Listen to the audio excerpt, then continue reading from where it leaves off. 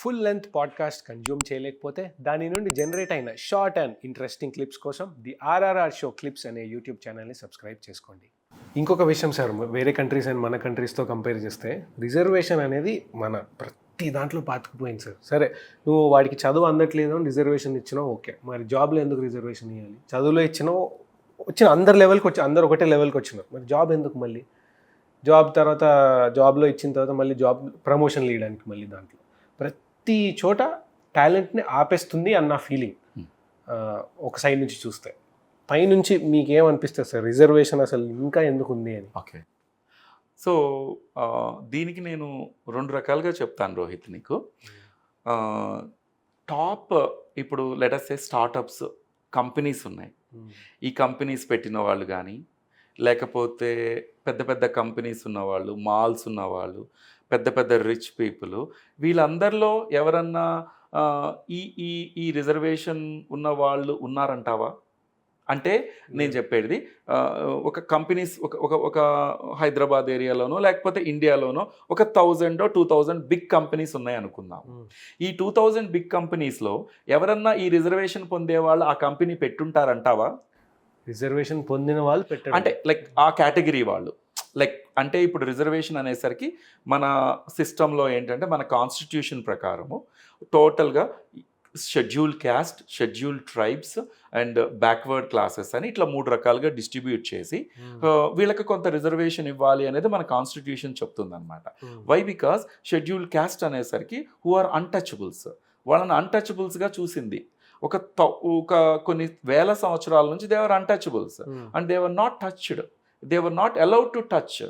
కుక్కని కూడా టచ్ చేస్తారు, కానీ ఒక మనిషిని టచ్ చేయడానికి జనాలు ఫీల్ అవుతారు. ఇంకా అంటే ఇప్పటి నుంచి ఒక ఇది 70 అంటే మనకి స్వతంత్రం అంటే ఇండిపెండెన్స్ వచ్చి 45 కొన్ని ఇయర్స్ అయింది.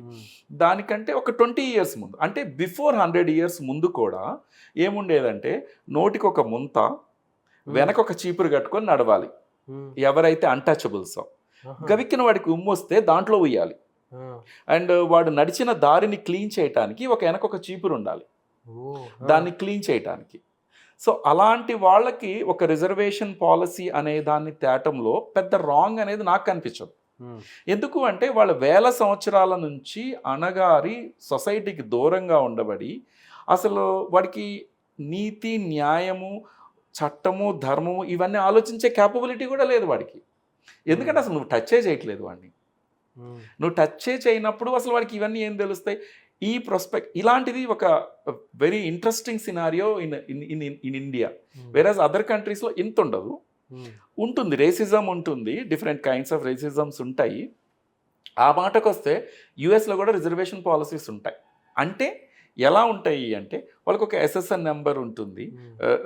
నేటివ్ అమెరికన్స్ ఉంటారు. ఆ నేటివ్ అమెరికన్స్ని ఫస్ట్ యాక్చువల్గా ఈ ఎవరైతే అమెరికాని కాంకర్ చేసుకున్నారో ఈ నేటివ్ అమెరికన్స్ని అందరూ ఒక ప్లేస్కి తీసుకొస్తారు. చిన్నగా వాళ్ళ హిస్టరీ చదివితే వాళ్ళకి ఒక 400 years హిస్టరీ ఉంది. వాళ్ళని తీసుకొచ్చి ఒక ప్లేస్లో పెట్టారు ఎక్కడైతే మంచిగా పంటలు ఉండవో. సెంట్రల్ అమెరికాలో ఉంటారు వాళ్ళు. వాళ్ళకి మంత్లీ ఇంత జీతం అని, వాళ్ళకి మంత్లీ ఇంత జాబ్స్ అని అట్లా ఇస్తారు. ఆ పాలసీ ఉంది వాళ్ళ దగ్గర. ఉమెన్ ఎంపవర్మెంట్కి ఒక పాలసీ ఉంది. అట్లాంటి పాలసీస్ ఉన్నాయి. అలాంటి విధానంలోనే ఇక్కడ కూడా స్టార్ట్ అయిందన్నమాట అది. సో నేను చెప్పేది ఏంటంటే ఎవరైతే ఫ్యూడలిస్టిక్ విధానంలో అంతా క్యాప్చర్ చేసుకొని ఒక డెవలప్ అయ్యారో వాళ్ళకి వాళ్ళ పర్స్పెక్టివ్లో పెద్ద ఇష్యూ కాదు ఈ రిజర్వేషన్ అనేది. కానీ ఈ రిజర్వేషన్ అనే దాని గురించి ఎక్కువ ఎక్కడ మాట్లాడతారంటే ఈ ఎంసెట్ సీట్స్, ఐఐటి సీట్స్ దగ్గరికి వచ్చేసరికి వాళ్ళకి జస్ట్ 15-16 years అప్పుడు ఇతనికి తక్కువ ర్యాంక్ ఉన్నా కానీ ఈ కాలేజీలో సీట్ వచ్చింది, నాకు రాలేదు బికాజ్ ఇతనికి రిజర్వేషన్ ఉంది అనే పర్స్పెక్టివ్ అక్కడ స్టార్ట్ అవుతుంది పిల్లలకి first at the age of 16-17. అది ఇంక లైఫ్ లాంగ్ ఉంటుంది వాళ్ళకి. యాక్చువల్గా వీడు ఎక్కడ నుంచి వచ్చిన తరాల నుంచి ఇక్కడ దాకా రావటానికి ఎంత స్ట్రగుల్ అయ్యి ఇక్కడ దాకా వచ్చాడు అనే పర్స్పెక్టివ్ని మర్చిపోతారు. నేను చొక్కా ప్యాంట్ వేసుకున్నాను, మంచి కలర్ వేసుకున్నాను, అతను కూడా వేసుకున్నాడు కదా, ఇతనికి రిజర్వేషన్ ఉంది, ఇతనికి తక్కువ ర్యాంక్ వచ్చినా సీట్ ఇచ్చేశారు, నాకేమో తక్కువ ర్యాంక్ రాకపోయినా సీట్ ఇచ్చారు అనే పర్స్పెక్టివ్. దీన్ని ఒక డైరెక్షన్లో చూడలేము రోహిత్, ఇది 360 degreesలో చూడాలి మనము. వెరీ రీసెంట్గా you know that I'm a cyclist. ఒక 150 kilometers సైక్లింగ్కి వెళ్ళినాము. హైవేలో కాకుండా ఒక రూరల్ ప్లేస్లోకి వెళ్ళినాము. అక్కడ వాడు చెప్పాడనమాట, అంటే అక్కడ 2 టైప్స్ ఆఫ్ గ్లాసెస్ ఉంటాయన్నమాట. ఏంటి అంటే ఈ గ్లాస్ ఫర్ అందరికీ, ఈ glass for this particular category పీపుల్కి అని చెప్పాడనమాట అతను నాకు.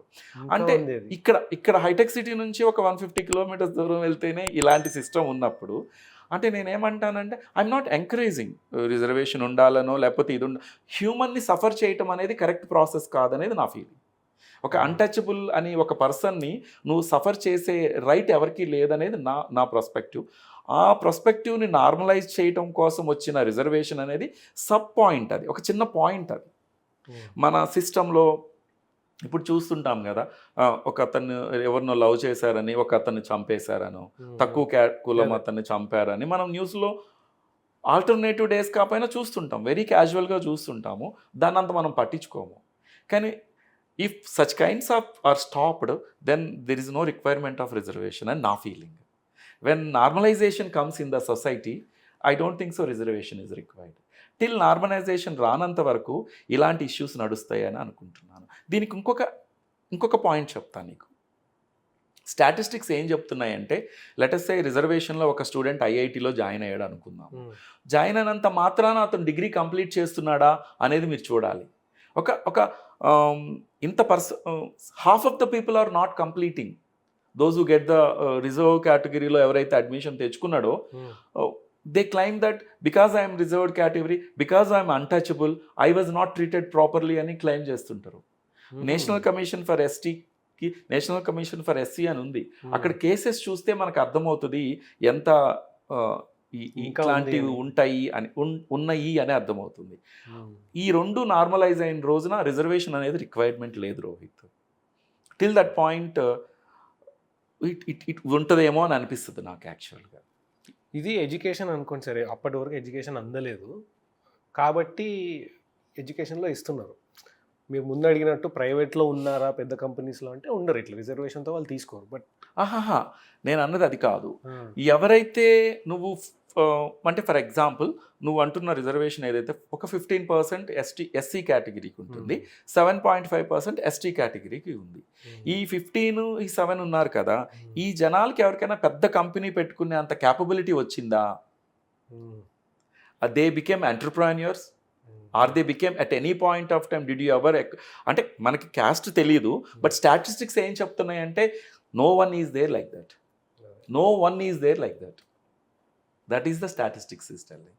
అట్లీస్ట్ ఇంకా పొలిటికల్ లీడర్స్లో some people might be came up because of అది రిజర్వేషన్ కాన్స్టిట్యుయెన్సీ అని చెప్తారు కదా మనకి, అక్కడ వాళ్ళనే నిలబెట్టాలి కాబట్టి వాళ్ళని నిలబెడుతున్నారు ఏమో అనిపిస్తుంది నాకు. అక్కడ ఇలాంటి డిస్టింక్షన్స్ లేకుండా ఎవరైతే నువ్వు అన్టచబుల్ అంటున్నావో, ఎవరైతే షెడ్యూల్డ్ ట్రైబ్స్ అంటున్నావో, వాళ్ళు కూడా సొసైటీలోకి నార్మలైజ్డ్గా వచ్చి if you can start a startup company or if he starts a school, will they go అందరు వెళ్తారా ఆ స్కూల్కి?